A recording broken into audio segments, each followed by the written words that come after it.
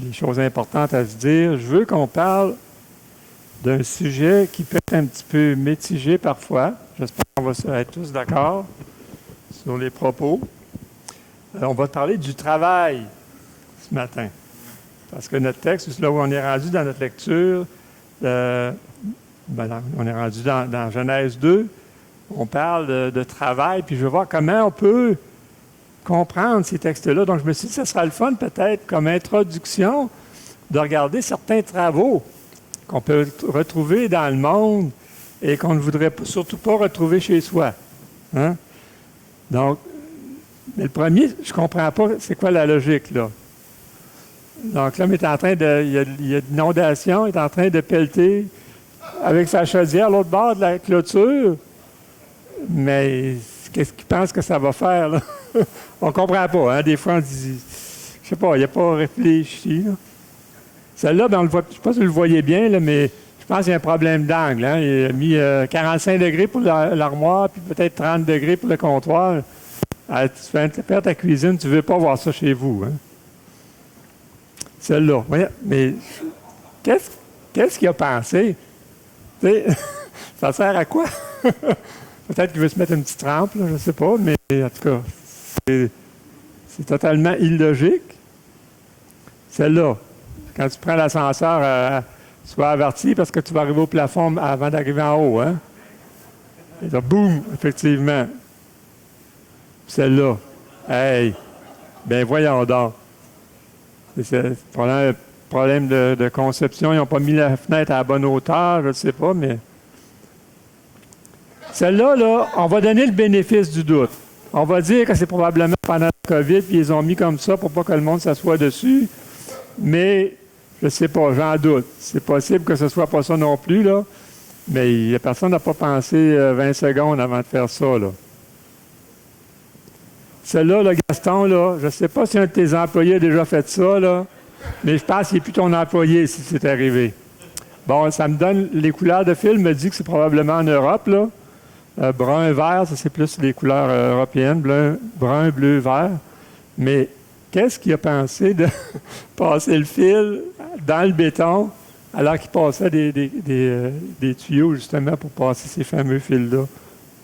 On ne peut pas comprendre des fois, hein, mais c'est clair que cette personne-là aurait aimé mieux faire un autre job que celle-là. Ça ne tentait pas de faire ce job-là. Hein? Non. Oui, peut-être qu'il n'y avait pas de coude.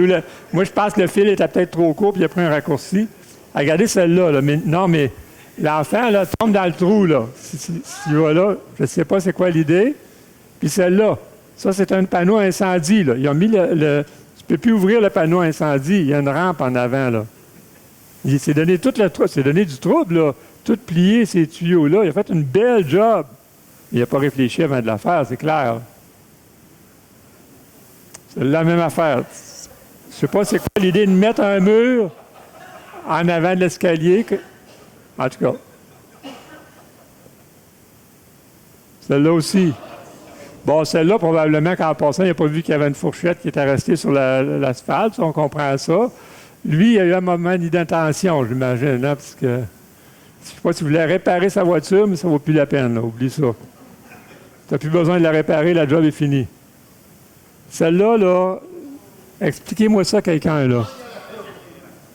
Comment tu peux faire une conception?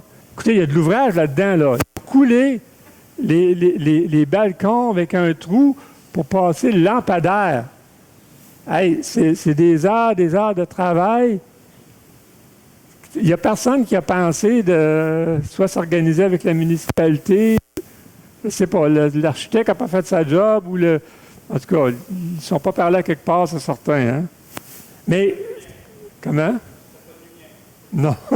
Non, ça n'a pas de lumière, mais il a fait de la place pour la lumière quand même. Mais on se dit, ces personnes-là, ça ne leur tente pas de travailler. On dirait que je ne sais pas, ils n'étaient pas à leur place, ils n'étaient pas doués. Je veux continuer en vous racontant une histoire. Un jour, c'est un pasteur dans une grande ville qui a placé une annonce. Il cherchait un babysitter et une personne qui pourra faire le ménage en même temps, l'entretien de la maison chez lui. Alors, le lendemain matin, un jeune homme bien vêtu, un peu comme celui-là, se présente à la porte et tout de suite que le pasteur ouvre la porte, il dit « Bonjour, je viens vous voir à propos de... » Le pasteur ne le laisse pas terminer plus que ça. Il dit « OK. » Il dit « Est-ce que... attends un petit peu, je vais vous dire ça. Peux-tu balayer, faire les lits, faire des promenades même sous la pluie, là, faire des courses, préparer des repas, équilibrer un chéquier, faire du babysitting. » Puis là, le jeune homme, il dit « Ben là, il dit, je suis juste venu pour me marier. Il dit, je ne pensais pas que c'était de l'ouvrage comme ça ne m'intéresse plus. » Donc, je pense qu'il n'avait pas vraiment évalué ce qu'était le mariage. Je ne pense pas que le pasteur non plus, c'est le message qu'il voulait lui laisser non plus. Donc, la semaine prochaine, on va parler du mariage. Mais là, cette semaine, je voulais qu'on parle d'un autre sujet de mon histoire, comme je le dis, ça va être le travail qu'on va regarder ensemble. En tant qu'enfant de Dieu, comment est-ce qu'on devrait voir le travail? Est-ce que le travail, c'est un mal nécessaire? Est-ce que c'est une conséquence du péché? Comment est-ce que la Bible nous présente le fait de travailler? Ça, c'est le menu que je vous propose ce matin. Et pour ce faire, on va lire ensemble Genèse, chapitre 2, versets 4 à 20. Et comme je vous l'ai dit au départ, on a plein de principes, des bases, des fondements pour notre société qu'on retrouve dans ce texte de la création. Et c'est pour ça que je vais m'y attarder. On va bientôt sortir, dans 2 semaines, pas la semaine prochaine, l'autre, on va tomber au chapitre 3. Mais je vais justement aborder ces thèmes-là qui sont très importants pour nous comme enfants de Dieu, mais pour une société aussi. Donc, Genèse 2, à partir du verset 4, nous dit « Voici l'origine des cieux et de la terre quand ils furent créés. » Donc, c'est comme si ici, l'auteur, donc Moïse, Dieu, à travers la main de Moïse, fait du recul. Il vient de parler des 6 jours de la création et il fait un recul. C'est comme s'il dit « Je vais vous donner des détails que je ne vous ai pas donnés dans ce récit-là. » C'est un petit peu ce qu'il fait ici. Donc, lorsque Dieu fit la terre et les cieux, aucun arbuste des champs n'était encore sur la terre, aucune herbe des champs ne germait encore, car l'Éternel n'avait pas fait pleuvoir sur la terre, et il n'y avait point d'homme pour cultiver le sol. Donc, on commence un petit peu à parler de travail ici. Mais une vapeur s'éleva de la terre et arrosa toute la surface du sol. L'Éternel Dieu forma l'homme de la poussière de la terre. Il souffla dans ses narines un souffle de vie, et l'homme devint un être vivant. Puis, l'Éternel Dieu planta un jardin en Éden, du côté de l'Orient. Il y mit l'homme qu'il avait formé. L'Éternel Dieu fit pousser du sol des arbres de toute espèce, agréables à voir et bons à manger.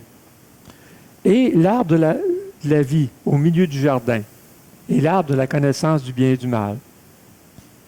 Un fleuve sortait d'Éden pour arroser le jardin. Et de là, il se divisait en 4 bras. Le nom du premier est Pishon. C'est celui qui entoure tout le pays de Havila, où se trouve l'or. L'or de ce pays est pur. On y trouve aussi le bdellium et la pierre d'onyx. Le nom du second fleuve est Gihon. C'est celui qui coule, qui entoure tout le pays de Cush. Le nom du troisième est Hidékel. C'est celui qui coule à l'orient de la Syrie. Le 4e fleuve, c'est l'Euphrate. L'Éternel Dieu prit l'homme et le plaça dans le jardin pour le cultiver et pour le garder. Pour le cultiver et pour le garder. L'Éternel Dieu donna cet ordre à l'homme. Tu pourras manger de tous les arbres du jardin, mais tu ne mangeras pas de l'arbre de la connaissance du bien et du mal, car le jour où tu en mangeras, tu mourras. Et on va revenir sur ce texte-là. Il avait été très clair. Le jour où tu en mangeras, tu mourras. Donc, dans 2 semaines, on se donne rendez-vous au verset 17 aussi. L'Éternel Dieu dit, « Il n'est pas bon que l'homme soit seul. Je lui ferai une aide semblable à lui. » L'Éternel Dieu forma de la terre tous les animaux des champs, tous les oiseaux des cieux, il les fit venir vers l'homme pour voir comment il les appellerait. Donc, on voit ici que la chronologie n'est pas nécessairement respectée, là, mais on reprend les détails. Et afin que tout être vivant portât le nom que lui donnerait l'homme. Et l'homme donna des noms à tout le bétail, aux oiseaux du ciel, à tous les animaux des champs, mais pour l'homme, il ne trouva point d'aide semblable à lui. Hey, c'est de l'ouvrage, ça. Je ne sais pas si vous avez déjà regardé combien il existe d'animaux, d'oiseaux, de bétail. Mais c'est toute une journée d'ouvrage, déjà pour l'homme. Alors l'Éternel Dieu fit tomber un profond sommeil sur l'homme, qui s'endormit. Il prit une de ses côtes et referma la chair à sa place. L'Éternel Dieu forma une femme de la côte qu'il avait prise de l'homme et l'emmena vers l'homme. Et l'homme dit, « Voici cette fois celle qui est os de mes os et chair de ma chair. On l'appellera femme parce qu'elle a été prise de l'homme. C'est pourquoi l'homme quittera son père et sa mère et s'attachera à sa femme et les deux deviendront une seule chair. » Donc, j'ai fini jusqu'au verset 24, mais on va se concentrer sur principalement le verset 15 et la même chose pour le verset 19 et 20. Là. Donc, on a déjà prié pour le message, mais que le Seigneur puisse nous diriger dans cette étude. Donc, on se retrouve ici dans le Jardin d'Éden. Puis, un autre facteur important, on est au chapitre 2, la chute arrive au chapitre 3, on est avant la chute. Donc, dans le Jardin d'Éden, avant la chute. Pour nous, c'est tout un défi de comprendre comment ça pouvait fonctionner. Parce qu'on n'a jamais connu rien d'autre que la nature qui a été affectée, qui a été, on pourrait dire, contaminée par le péché. C'est tout ce qu'on connaît. On n'a jamais vu rien d'autre autour de nous. Fait que de comprendre comment ça pouvait se passer dans le Jardin d'Éden, avec une nature parfaite, tout allait rondement, c'est tout un défi déjà pour nous autres. Mais ce qu'on sait, c'est qu'à l'époque, le sol donnait naturellement sa semence, son fruit. Pas besoin d'enlever les mauvaises herbes, pas besoin de se battre contre les insectes non plus nuisibles. Il n'y avait pas de maladie non plus dans les récoltes. C'était du travail beaucoup plus agréable que ce que nous connaissons aujourd'hui. Parce qu'on va le voir, c'est devenu à la sueur de notre front qu'on gagne notre pain. Mais à ce moment-là, ce n'était pas le cas. C'était facile. La sol était bien fertile et tout était merveilleux. Pour les animaux, c'est la même chose. Tous les animaux, à ce moment-là, étaient herbivores. Ils mangeaient seulement de l'herbe. On voyait ça juste avant notre texte, là, au chapitre 2, là, verset 30. Excuse-moi. Chapitre 1, verset 30, que tous les animaux mangeaient juste de l'herbe. Donc, tu n'avais pas besoin de surveiller ton troupeau de peur qu'il se fasse manger par le loup, là. Il n'y avait aucun problème entre les animaux. Il n'y avait pas d'animosité, si on peut dire. Hein? Il n'y avait pas de bataille. Il n'y avait pas... C'était l'harmonie. Tu pouvais aller flatter le lion si tu voulais. Tu pouvais te réchauffer dans le pelage de l'ours. Il n'y avait aucun problème. Hey, ça devait être quand même extraordinaire. C'est ce qu'on appelle le paradis sur Terre, non? Hein? Qui n'aimerait pas vivre dans cette condition-là? Il n'y avait rien de compliqué. Hein? Tout ce que tu faisais, ça allait comme prévu. Il n'y avait pas de résistance de la part de la nature par rapport à ce que tu voulais faire. Et effectivement, c'est le contexte dans lequel Dieu voulait que l'être humain puisse vivre. C'est ça que Dieu avait planifié pour l'humain. Puis, malheureusement, va arriver bientôt le chapitre 3, mais à l'origine, voilà ce que Dieu voulait pour nous.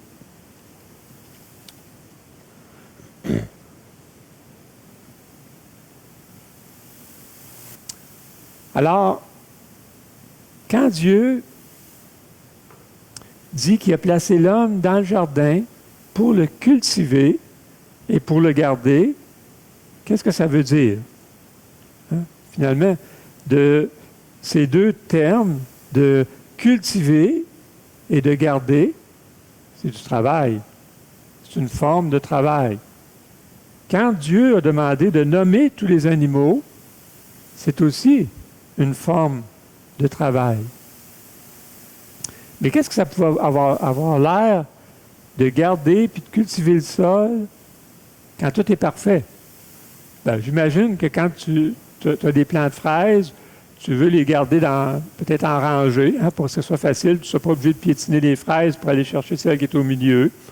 Quand tu as de la semence, du blé ou d'autres céréales, ben, il devait quand même récolter ces grains-là puis en garder pour la prochaine saison, pour en ressemer, pour les avoir là où il voulait les avoir, et non pas que ça se répande un petit peu partout. Donc, il y avait quand même un certain travail, mais c'est un travail facile, un travail aisé, puis c'est toujours béni. Tu avais de la récolte à profusion, en bonne quantité, de bonne qualité. Ça devait être génial. Je suis sûr que nos cultivateurs devraient être vraiment heureux d'être dans un contexte comme celui-là. Le sol est déjà fertile, à profusion, il est meuble. Ça devait être génial. Donc, il existait une forme de travail déjà avant la chute. Hein, quoi? Est-ce que j'ai bien compris? Du travail. Pas du travail dans le jardin d'Éden, ça se peut pas. Eh bien, oui. Mais comment est-ce que c'est possible? Comment est-ce que c'est possible? Ben oui, Dieu a placé l'homme pour le cultiver, pour le garder. Mais c'était du travail. Donc, le travail n'est pas une conséquence du péché, comme on va le voir dans 2 semaines. Mais vous ne trouvez pas que c'est agréable? Quand vous avez un projet, vous menez un projet à terme, tout va bien, ça va comme prévu. C'est-tu le fun, hein? Puis, qu'est-ce que ça peut être du travail? Bien, pour chacun d'entre nous, ça peut être différent. Peut-être quelqu'un va triper d'écrire un livre. Peut-être quelqu'un va aimer prendre soin des malades. L'autre va aimer construire des choses. Mais pour chacun d'entre nous, c'est différent. Mais c'est quelque chose qui est agréable d'effectuer du travail, d'avoir des projets.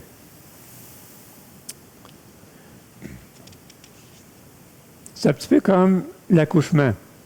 OK, Dieu avait planifié déjà l'accouchement avant la chute. Mais sauf que ce n'était pas quelque chose de pénible. Ce n'était pas quelque chose de douloureux. La chute est venue rendre ça difficile. Mais à l'origine, ça ne l'était pas. Ce n'était pas quelque chose que tu appréhendais. C'était une bénédiction. L'accouchement à ce moment-là, bien, le travail, c'est un petit peu la même chose. C'était quelque chose d'agréable. Laissez-moi vous raconter un petit peu l'histoire d'un gars, Manuel, qui est arrivé à un moment donné dans une petite région de l'Ontario. Évidemment, c'est mon histoire à moi. Quand on est arrivé ici en Ontario, bon, on savait que c'était quoi le ministère. On avait déjà été dans le ministère. J'étais ancien déjà à Granby depuis plusieurs années. Et je savais à quoi m'attendre. Je savais que le ministère, c'est pas du 8 à 4. C'est plus une vocation qu'un travail. Donc, on s'était mis d'accord, moi et Suzy, quand on est arrivé, on va trouver une propriété qui n'aura pas beaucoup d'entretien, qui n'aura pas grand-chose à faire, pour être plus disponible pour le ministère. Et c'est ce qu'on a fait. Et après 1 an ou 2, à tourner en rond dans la maison, j'en pouvais plus. Je suis une personne manuelle. Et ça, je le sais depuis le collège, depuis le cégep. Imaginez-vous, quand je suis arrivé au cégep, bon, l'orienteur, moi j'appelle ça le désorienteur, c'est vraiment ce qu'il a fait. Il m'a désorienté. Je voulais aller en électronique, puis lui il m'a dit non, tu devrais aller en informatique, il y a de l'ouvrage, tu es bon en maths, va en informatique. Hey, j'ai jamais touché un ordinateur. Non, je suis sûr que c'était. Hey, c'est pas ma place, mais pas pantoute. J'ai rien à voir en informatique. Des gens qui m'aident des fois dans mes problèmes, là, ils peuvent le voir. Je suis pas. Ça, c'est ma bébite noire, l'informatique. Mais ce que j'ai détesté dans ce cours-là, dans le temps, on avait des disquettes, là, des 5 pouces et quart, là. C'était pas même les disquettes, ça n'existe plus aujourd'hui, c'est toutes des clés USB, là. Mais des disquettes 5 pouces et quart. Tu peux avoir un projet, tu peux mettre 400 heures de travail sur ton projet. Tu commençais avec ta disquette 5 pouces et quart. Après 400 heures, tu avais ta disquette 5 pouces et quart dans les mains. C'est tout ce que tu avais. Moi, je n'étais pas capable. J'avais besoin de quelque chose de concret, là. Construire quelque chose. Après 1 an, j'ai changé le programme en informatique. Bien, c'est la même chose. Quand on est arrivé en Ontario, Oui, j'aime beaucoup le travail pastoral, préparer le message, je tripe à ça. J'aime le travail relationnel avec les gens, mais j'ai besoin de faire quelque chose de mes doigts. Je suis pas en train de vous annoncer ma démission. Ne vous inquiétez pas. Ne vous inquiétez pas. Je suis juste en train de dire que j'ai besoin de quelque chose en plus. Donc, le Seigneur nous a bénis. Il nous avait dirigés, je crois, à Chrysler, là où on est. On a pu acquérir un petit terrain. C'est pour ça que je vous casse un petit peu les oreilles, souvent avec mes histoires de jardinage puis de construction. J'aime beaucoup ça, faire ça. Et ça m'aide à me sentir accompli, à faire quelque chose. Que pour moi, c'est quelque chose d'important de faire ces choses-là. Est-ce que c'est pour moi un fardeau de construire mes boîtes à fleurs, puis de construire mon jardin, puis de faire ma remise? Non. Pour moi, c'est un privilège. C'est un cadeau. C'est une petite douceur que je me donne de pouvoir faire ces choses-là. Et c'est justement ce que les proverbes nous disent aussi. Donc, Salomon, dans le proverbe 12, au verset 27, il dit « Le paresseux ne rôtit pas son gibier, mais le précieux trésor de l'homme, c'est l'activité. » Et ça, c'est quelque chose que j'ai compris à travers ce que j'ai vécu ici. Dans d'autres versions, Parole de vie, ça dit un paresseux va chasser, il ne trouve aucun gibier à griller, mais un homme travailleur possède un trésor. Ou dans la Darby, le paresseux ne rôtit pas sa chasse, mais le bien précieux de l'homme sont aux diligents. Les diligents, c'est quoi? Ben, c'est le contraire de ça. C'est quelqu'un qui prend soin, qui est minutieux dans ce qu'il fait. Donc, c'est ça. Pour certains, ça va être quoi l'activité ou le travail? On l'a dit tout à l'heure. Ça peut être bien différent. Selon votre type de personnalité, il y a des choses qui vous font triper. Il y en a qui tripent à lire un livre, à s'instruire. D'autres vont triper à faire d'autres choses de manuel. Donc, pour chacun, ça peut être bien différent, mais on a besoin de faire ces choses-là qui nous valorisent finalement à travers l'activité, à travers le travail. Et un plan déplorable de notre histoire ici au Canada, lors de la colonisation, c'est ce qui est arrivé, puis c'est arrivé dernièrement dans les années 60-70. C'est lorsque le gouvernement, ou nous finalement, on a enlevé les territoires aux Autochtones, on les a parkés, on les a stationnés dans des réserves, on les a construit des maisons pour aller vivre dans leurs maisons, puis étant donné qu'il n'y avait plus leur façon de subsistance, qui était la chasse et la pêche, on les a dit, on va vous donner des allocations, vous allez avoir à chaque mois de l'argent qui va rentrer, puis vous ne manquerez pas de rien, vous allez pouvoir manger. Mais ces peuples-là, c'est des peuples qui vivaient de la chasse, de la pêche. C'est ça qui, eux, les valorisait. C'est ça qu'ils aimaient faire. Ils n'avaient plus de territoire pour faire ces activités-là. Qu'est-ce qui est arrivé? Plusieurs d'entre eux ont sombré dans l'alcool, même dans la drogue. Et on était finalement en train de détruire le peuple autochtone.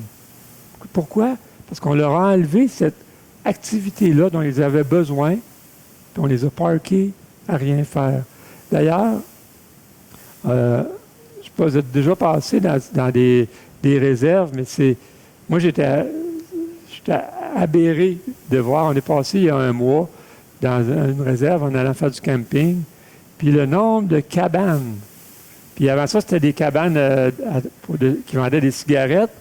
Il parlait juste à Kanawake, il dit qu'il y a 110 boutiques à peu près de cigarettes pour à peu près 200 maisons, là. Il y en a partout. Puis c'est plus ça aujourd'hui. C'est des cabanes à cannabis. Puis il y en a partout. Mais oui, mais ces gens-là, on les a enlevés ce qu'ils aimaient faire. Fait qu'ils sont maintenant dans la contrebande, puis c'est tout ce qu'ils ont encore la possibilité de faire. Donc, on est en train de les détruire en les payant à rien faire.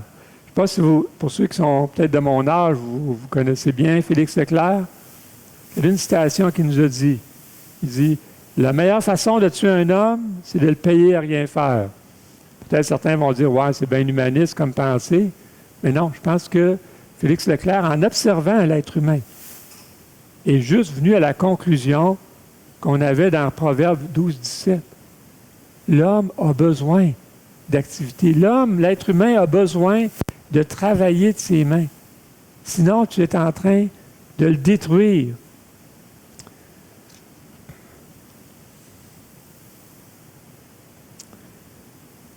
Donc, oui, le travail est bel et bien le précieux trésor de l'être humain. On dit l'homme, là, mais c'est l'être humain en général.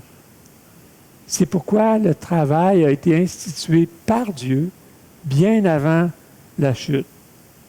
Le travail n'est donc pas la conséquence de la chute, mais le travail, par contre, est un des éléments dans lesquels nous sommes à l'image de Dieu. On a un Dieu créateur, un Dieu qui produit des choses, qui fait des choses, qui agit. Puis il a créé l'être humain à son image.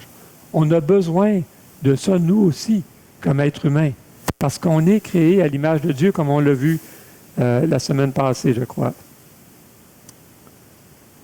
Maintenant, de nos jours, et particulièrement depuis quelques mois, lorsque le gouvernement a instauré la PCU, la PCRE et toutes ces choses-là, c'est plus facile que jamais de rester à la maison puis d'être payé à rien faire.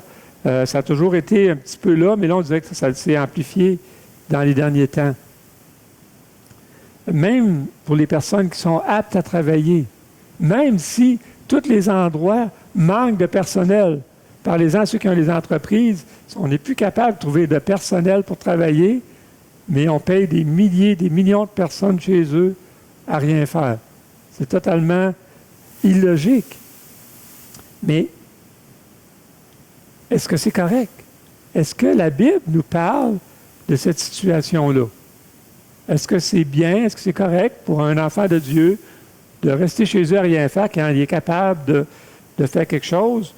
Le texte de 2 Thessaloniciens nous parle là-dessus. Donc, Paul, dans 2 Thessaloniciens, nous dit, lorsque nous étions chez vous, nous vous disions expressément, si quelqu'un ne veut pas travailler, qu'il ne mange pas non plus. Je le relis, si quelqu'un ne veut pas travailler, qu'il ne mange pas non plus. Nous apprenons cependant qu'il y a parmi vous quelques-uns qui vivent dans le désordre, qui ne travaillent pas, mais qui s'occupent de futilité. Nous invitons ces gens-là et nous les exhortons par le Seigneur Jésus-Christ à manger leur propre pain en travaillant paisiblement. Certains vont te dire, hey, mais Paul, il est dur ici, là. Mais premièrement, il faut réaliser que Paul ne dit pas si quelqu'un ne peut pas travailler, mais si quelqu'un ne veut pas travailler. Et là, il y a toute une différence. Je pense que les programmes qui sont là, en place, c'est pour quelqu'un qui ne peut pas. Quelqu'un qui est malade, qui a un handicap, qui n'a pas de possibilité. Mais là, Paul, il parle de quelqu'un qui pourrait, mais qui ne veut pas travailler. Donc, un peu comme nos ouvriers du début, hein? On voyait que ces gens-là ne voulaient pas faire le travail pour lequel ils avaient été payés. Mais parfois, on est aussi en présence de quelqu'un qui aime l'oisiveté, qui aime ce qu'on appelle la farniente, de ne rien faire ou de s'occuper de futilité, pour prendre l'expression à la fin du verset 11 ici. Alors, ces personnes-là, mais Paul dit qu'on doit ici les invite, mais on doit aussi les exhorter, on doit parfois même les reprendre, si c'est ce qu'ils font.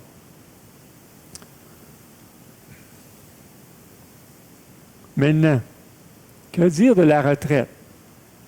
Oh, puis là, je pense que je vais avoir des yeux s'ouvrir grands. On a des nouveaux retraités depuis quelques années, depuis quelques mois, pour certains, quelques jours même parmi nous. Qu'est-ce que Jacques va dire là? Hein? Je vais faire attention à ce que je vais dire. Je vais peser mes mots, je vous garantis. Donc, premièrement, il faut noter que la personne qui prend sa retraite a mis de l'argent de côté ou a payé soit la pension du gouvernement. C'est de l'argent qui a été mis de côté pour le moment où elle allait prendre sa retraite.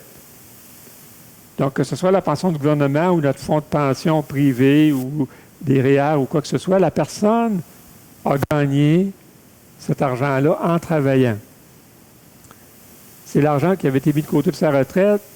Donc, comme l'exige le verset 12, elle mange son propre pain. Et vous en conviendrez avec moi, c'est pas mal mieux de manger son propre pain que du pain sale. Hein? Mais là, si elle mange son propre pain. Quoi qu'il en soit, je crois quand même que, ça c'est une conviction personnelle, que même pour une personne qui prend sa retraite, c'est malsain de la passer dans l'oisiveté. Je pense que c'est une merveilleuse occasion, le temps de la retraite, pour faire des choses qu'on aurait toujours rêvé faire, mais qu'on n'avait pas assez de temps pour l'accomplir. C'est précisément ce que Suzy et moi, on est en train de vivre.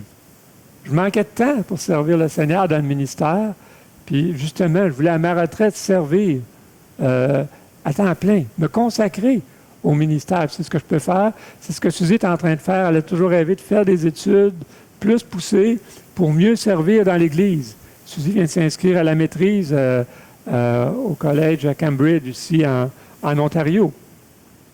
Elle en profite justement du fait qu'elle est à sa retraite parce qu'elle a le temps de faire ces choses-là qu'elle a toujours rêvé.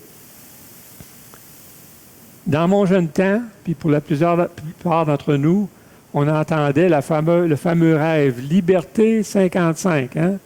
Prendre sa retraite à 55 ans, se mettre les deux pieds bien plantés dans le sable, puis profiter de la vie. Eh bien, pour ceux qui ont vécu ce fameux rêve de prendre leur retraite dans le sable à 55 ans, je dirais probablement à 99%, ces gens-là sont retournés sur le marché du travail 1 an ou 2 après. Parce que ce n'est pas ça qui les valorisait. Ce n'est pas ça qui leur donnait une raison d'être. Pour l'autre 1% sont peut-être décédés après quelques mois. Mais ça, on n'entrera pas dans ce contexte-là.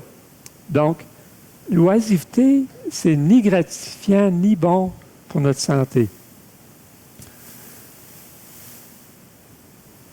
Mais voici encore une exhortation que Paul nous donne dans 1 Corinthiens 15, 58.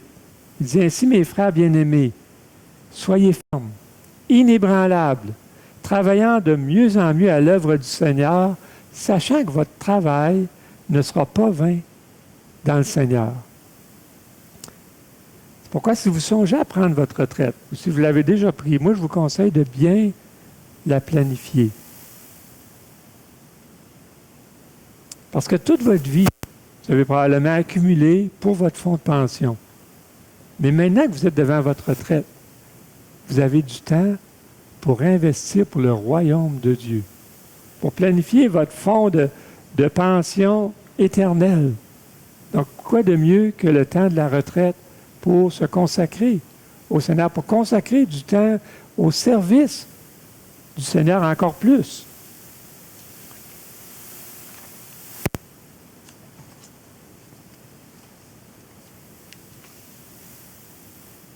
C'est sûr que ce texte-là s'adresse à tous les croyants, à leur retraite ou pas.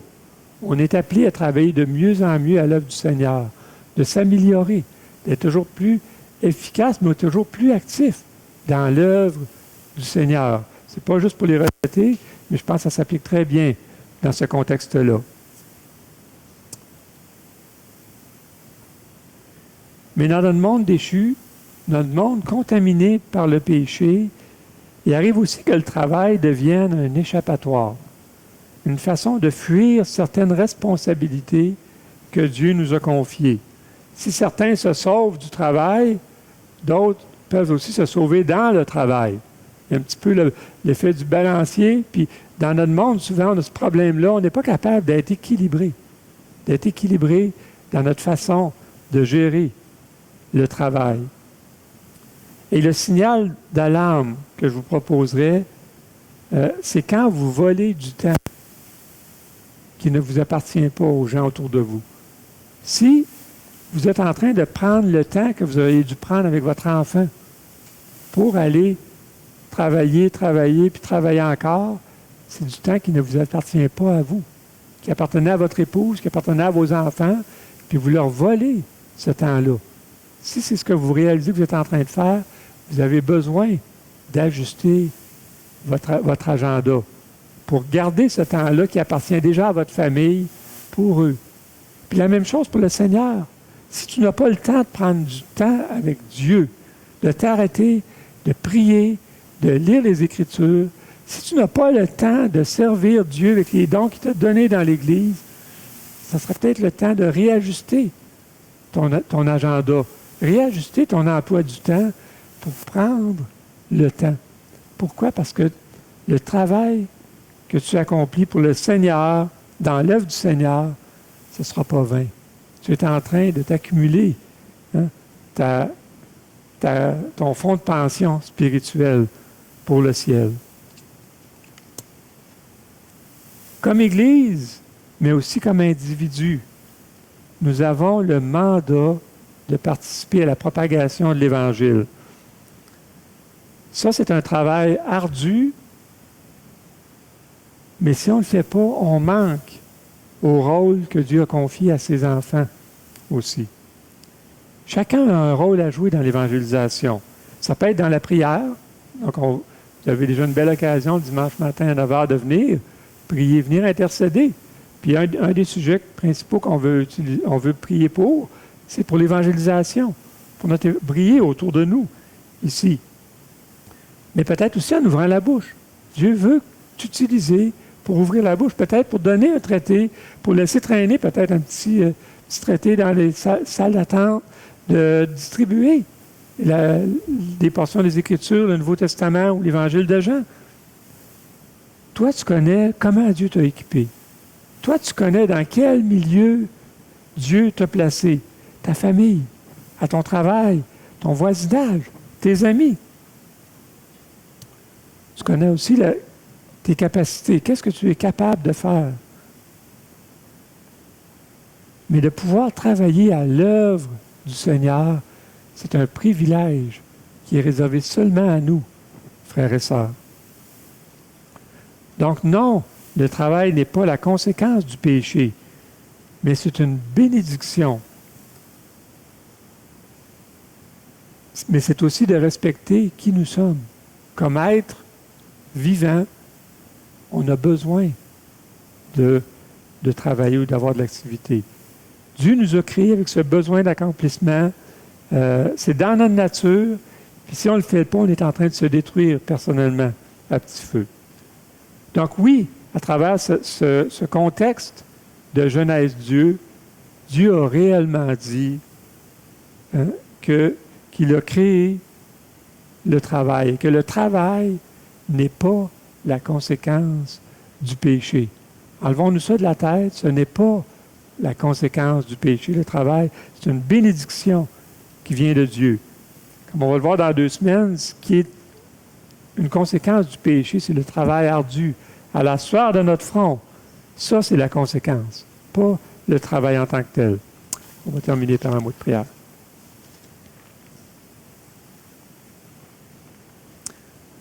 Eh bien oui, Seigneur, tout d'abord, on veut te dire combien on est reconnaissant. Merci, Seigneur, de la façon que tu as créé l'être humain.